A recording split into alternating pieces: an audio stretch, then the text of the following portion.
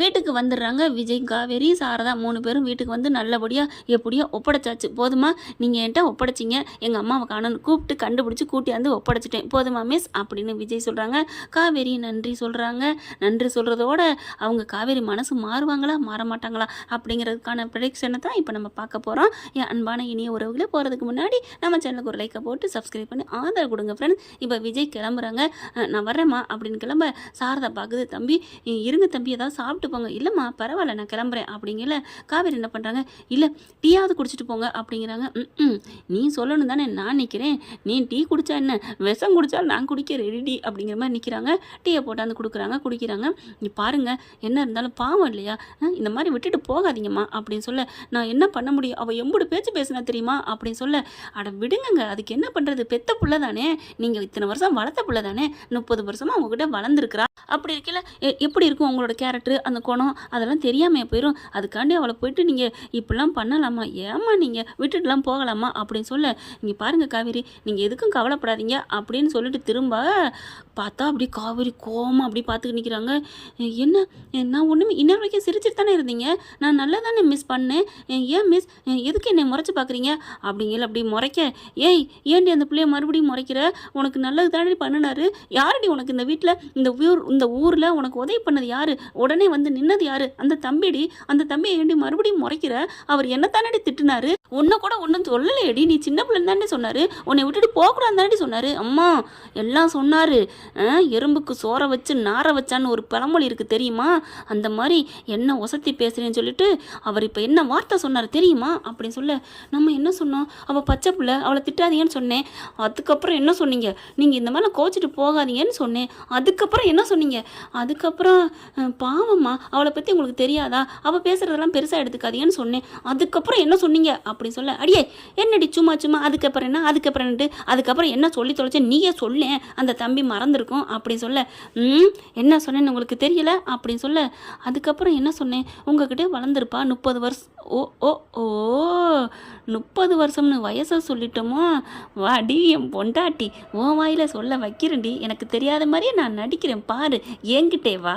அடங்கப்பா சொல்லுவாங்க, ஆம்பளைக்கிட்ட சம்பளம் கேட்காத, பொம்பளைங்கிட்ட வயசு கேட்காதுன்னு, அது இன்னமும் நடைமுறையில் இருக்கும் போல இருக்கே, சரி பரவாயில்ல அப்படின்ட்டு, எனக்கு தெரியல காவேரி மிஸ், நீங்களே சொல்லுங்க மிஸ் அப்படின்னு பம்மிக்கிட்டு கேட்க, இப்போ பேசுங்க, எனக்கு எப்படி நீங்கள் 30 வருஷம்னு சொல்ல போச்சு அப்படின்னு சொன்னோன்னே காவேரி அம்மா சாரதா என்ன பண்ணுது, வாயில் கையை வச்சுட்டு, ஐயோ நீ இதுக்கு தான் எங்கே வச்சுக்கிட்டியாடி, ஏண்டி ஒரு வயசு முன்ன பின்ன குறைச்சி சொன்னால் அது தப்பாடி அப்படின்னு சொல்ல, அதை எப்படி சொல்ல போச்சு, அதெல்லாம் குறைச்சி சொன்னால் அதெல்லாம் தப்பு இல்லையா, எப்படி சொல்ல போச்சு, என் வயசு 30 அப்படின்னு சொல்ல, இல்லை 30 வயசு தானே எங்க அம்மா காவேரி அம்மா 30 தானே, இல்லை தம்பி அவளுக்கு 29 வயசு தான் அப்படின்னு சொல்ல, அம்மா என்னம்மா சொல்கிற, சரி விடுங்க, ஒரு வயசு கூட சொல்லிவிட்டேன், ஒரு வயசுலாம் இல்லை எனக்கு 28 தான் நடக்குது அப்படின்னு சொல்ல, ஓ அப்போ 28 முடிஞ்சு இப்போ 29 தானே, அப்படி இருந்தாலும் 30 நீங்கள் எப்படி சொல்ல போச்சு அப்படின்னு சொல்ல, ஐயோ 28 முடிஞ்சிருச்சு இல்லைங்க, அப்போ 29 தானே,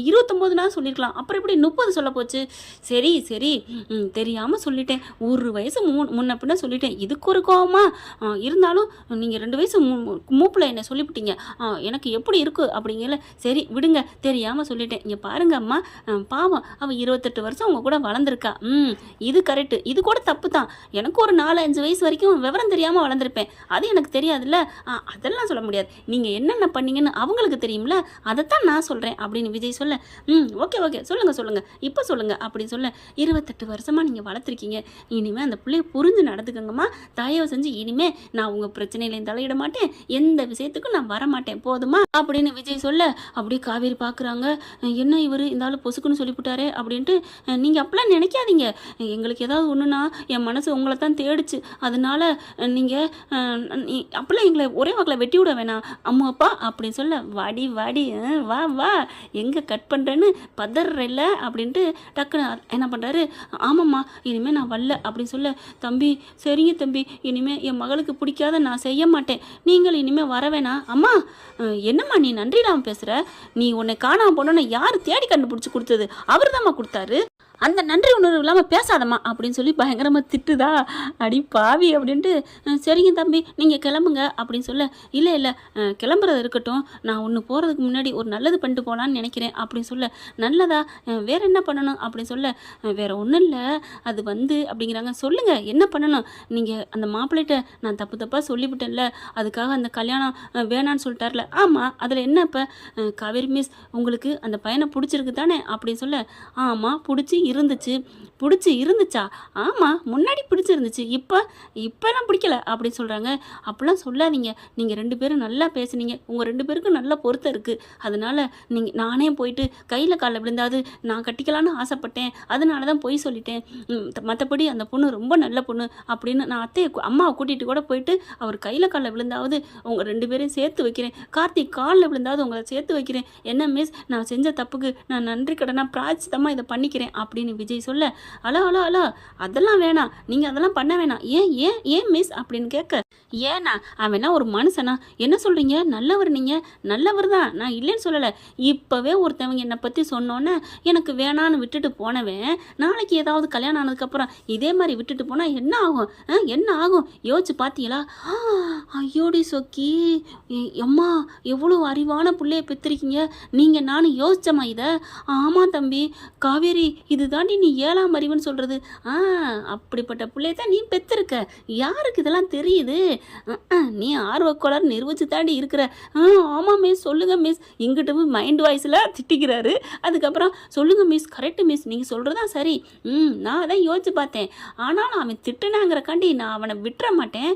என்னது, அவன் சொன்ன வார்த்தையை விட்டுற மாட்டேன்னு சொல்ல வந்தேன் சார், நீங்கள் என்ன நீங்கள், அதனால தான் உங்ககிட்டையும் கேட்டு திட்டினேன், ஆனால் அவன் எல்லாத்தையும் சொல்லிட்டாங்கிறக்காண்டி அவனை இனிமேல் ஏற்றுக்க முடியாது, அவன் இனிமேல் தாரத்தப்பட்டியோட காலில் வந்து விழுந்தாலும் கார்த்திக்கு அப்படிங்கிறவன் என்னோட சாப்டரில் இல்லை, அவ்வளோதான் முடிச்சாச்சு, கத்தம் அப்படின்னு இங்கிட்டு காவேரி சொல்ல, அப்பாடா அப்படின்னு பெருமிச்சு விடுறாருங்க விஜய்.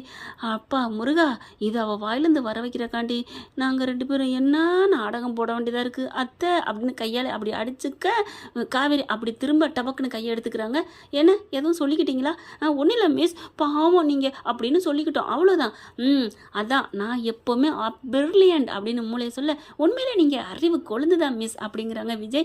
என் பொண்ணு கூட சொல்லுவா எங்கள் மிஸ்ஸு சூப்பர் மிஸ்ஸுன்னு, அதான் அவன் எப்படிலாம் பேசினா அவன் எனக்கு இனி தேவையில்லை, ஏம்மா இனிமேல் நான் அவனை கட்டிக்கணுங்கிறேன், ஓ விருப்பண்டி, நான் இனிமேல் எதுவும் சொல்லலடி, இல்லை அம்மா அப்பா அவன் அந்த மாதிரி பேசினேன், மனுஷனுக்கு நம்பிக்கை வேணும், நம்பிக்கையெல்லாம் போனவனை நான் எப்படி ஏற்றுக்குவேன், அவன் எனக்கு இனிமேல் வேணாம் அப்படின்னு சொல்ல, அப்போ வேறு ஏதாவது அதை பற்றி இப்போ நான் பேசவே இல்லை, மேட்ரிமோனி கீட்ரிமோனி எதுவுமே வேணாம், அப்போ எனக்கு அது உங்களுக்கு முடிச்சாகணும், அது என்ன இது போங்கா இருக்கே, என்ன மிஸ் உங்களுக்கு வேணான்னா அப்போ எனக்கு வேணாம், அதை விட்டுருங்க, எங்களால் தான் உங்கள் ஒய்ஃபு மிஸ் ஆகிருக்காங்க, உங்களால் ஏன் கணவன் ஒன்றும் மிஸ் ஆகலையே, நான் மிஸ் ஆகலை தான், பக்கத்தில் தான் நிற்கிறேன், அது எங்கே தெரியுது, என்னது ஒன்றும் இல்லைங்க, இது சொந்த கதை சோக கதை அப்படிங்கிறாங்க, அதெல்லாம் முடியாது, உங்களுக்குன்னு ஒரு பொண்ணை பார்த்து கட்டி வைக்காமல் ஓய மாட்டால் இந்த காவேரி அப்படின்னு சொல்ல, ஐயோ முருகா இப்போ தானடா உனக்கு நன்றி சொன்னேன், அழிச்சிரு அதை வாபஸ் வாங்கு அப்படின்னு மேலே வானத்தை பார்த்து சொல்ல, ஹலோ என்ன மேலே பார்த்து பேசுகிறீங்க அப்படின்னு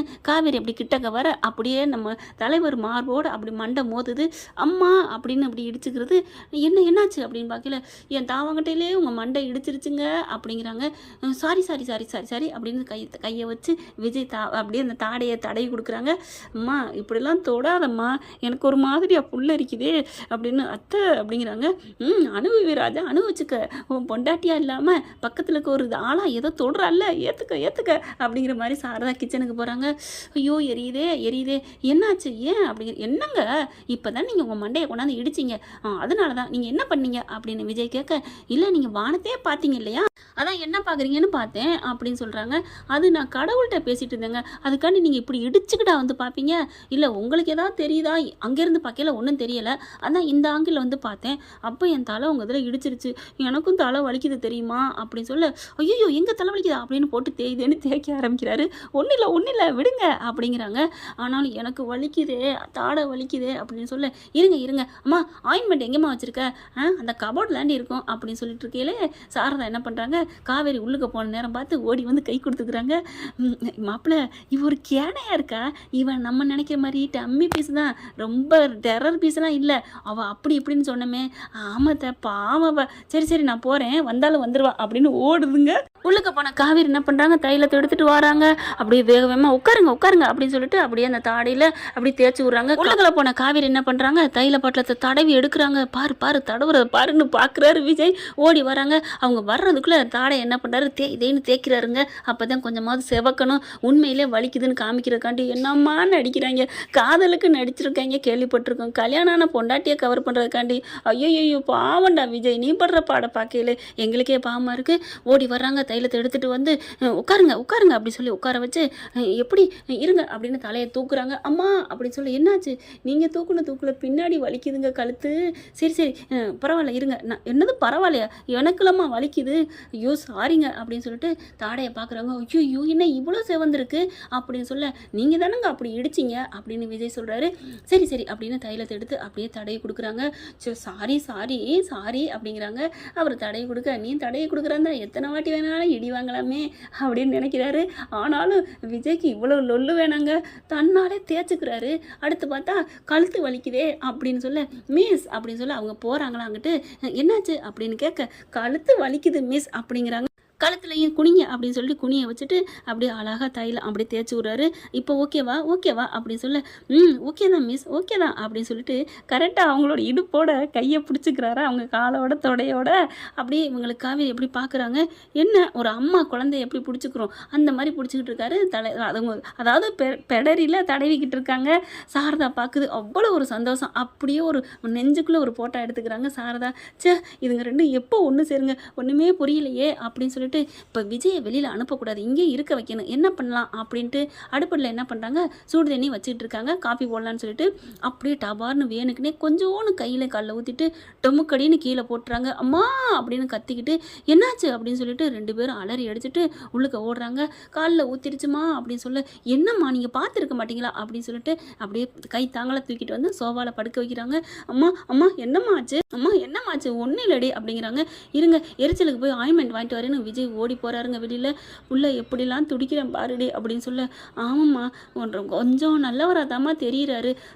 நீ போய் பார்த்துட்டு வந்து அந்த கார்த்தியா நோர்த்தியா, அம்மா ஏம்மா அப்படிலாம் பேசுகிற, என்னடி அப்புறம் பேச சொல்கிற, என்ன மாதிரி அவன் உன்னை நம்பினானடி, நம்பலை தான் என்ன பண்ண சொல்கிற, அவன் இப்போ பாரு நம்ம பிள்ளைய பாரு எப்படி எனக்கு ஒன்று பெத்த புள்ள மாதிரி ஓடுறான்டி, கொஞ்சமாக அது மனசில் நினைடி அப்படின்னு சொல்ல அப்படியே பார்க்குறாங்க. ஆகா மனசுக்குள்ள காதல் வருதே அப்படின்னு சந்தோஷப்பட அவர் வேகமாக ஆயின்மெண்ட் வாங்கிட்டு வராரு. கொஞ்சமாக தடை விடுறாங்க. மாப்பிள்ளை சும்மா தான் அப்படின்னு சொல்ல, அத்தை உங்கள் நடிப்போட அளவுக்கு எல்லையே இல்லையா, சும்மாவா? ஆமாம் வர்றா உள்ளுக்குலேருந்து வராங்க காவேரி. வர்றதுக்குள்ளே இது 2 சைட் அடித்து பேசிக்கிறதுங்க. அதாவது சைட்டுன்னா அதாவது பார்த்துக்கிட்டு பேசிக்கிறாங்க, காவேரிக்கு தெரிஞ்சிடக்கூடாதுன்னு. இப்போ என்ன பண்ணுறேன் பாருங்கள், என்ன பண்ண போகிறீங்க, உங்களை இங்கே தங்க வைக்க போகிறேன். ஐயோ அத்தை அப்படின்னு சொல்லிட்டு, அப்போ அதுக்குள்ளே நான் என் தாத்தாவுக்கு சொல்லணும்ல, அம்மா என்ன பார்த்துக்கிட்டே இருப்பாள்ல, அதெல்லாம் நான் சொல்லிட்டேன் மாப்பிள்ளை. என்னத்த சொல்கிறீங்க? ஆமாம் உங்களை வாழ வைக்கணும் சேர்த்து வைக்கணும்னு முடிவு பண்ணிட்டதுக்கப்புறம் சாரதா நினச்சி முடிவு களத்தில் இறங்கிட்டா, அதை தடுக்க யாராலும் முடியாது. அத்தை உங்கள் காலங்கத்தை இந்தத்தான் இருக்குது மாப்பிள்ளை அப்படிங்கிறாங்க. காவேரி ஓடி வந்து, எங்கள் அம்மாவுக்கா நீங்கள் எவ்வளோ பாடுபடுறீங்க, சாரி ரொம்ப நன்றி அப்படிங்கிறாங்க. சாரி எதுக்கு, உங்களை திட்டினதுக்கு நன்றி எதுக்கு, இப்போ ஓடி போய் மருந்து வாங்கிட்டு வந்ததுக்கு அப்படிங்கிறாங்க. நல்ல நொறநாட்டியம் சொல்லு. இப்போ அத்தை என்ன பண்ண போகிறாங்க, தம்பி கால் எரிய தம்பி, எனக்கு ஒரு மாதிரியா இருக்குது தம்பி அப்படிங்கிற, கவலைப்படாதீங்க நான் விசிறி விட்றேன், நான் இருக்கேன், நீங்கள் என்னை விட்டு போயிடாதீங்க தம்பி, பெத்த புள்ள மாதிரி இருக்கீங்க, நான் போகலம்மா நான் இங்கே இருக்கிறேம்மா அப்படின்னு சொல்ல, எப்படி அப்படின்னு சாரதா கண்ணடிச்சுக்குது. காவேரி பார்க்குது, நீங்கள் 2 பேர் நாடகமாக போகிறீங்க, ஏன்னா அதை விட ஆள் இருக்கட்டும், எனக்கு சந்தோஷம்தான், எனக்கும் விஜயை பிடிச்சிருக்கே அப்படின்னு அவங்க மனசார சொல்லிக்கிறாங்க.